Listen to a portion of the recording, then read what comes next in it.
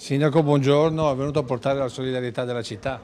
Certo, questi sono episodi che non siamo abituati a viverli e non vogliamo abituarci. La vicinanza di tutta la città alle due farmaciste vittime ieri della rapina nel cuore di Treviso.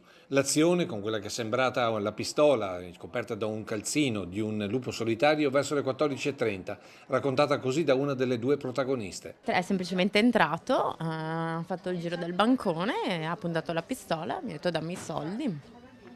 Gli ho detto prenditeli, no dammeli tu, glieli ho dati. Io ero anche abbastanza tranquilla, non so se poi è carattere o magari non realizzazione di quello che stava, di quello che stava succedendo, però ero tranquilla. E adesso? Sono uguale, sono veramente tranquilla uguale, nel senso non è cambiato niente per quanto mi riguarda. Ho continuato a lavorare anche ieri dopo che è successo, quindi non...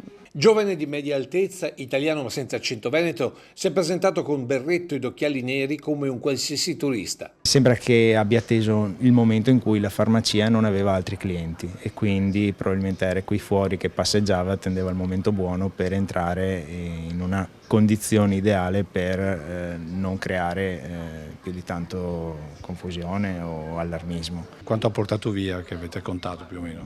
Sui 500-600 euro. Poi un particolare che rende inusuale l'azione. Mi ha ringraziata e poi è andato via. Ha proprio anche detto grazie. Sì, mi ha detto grazie e poi è andato via.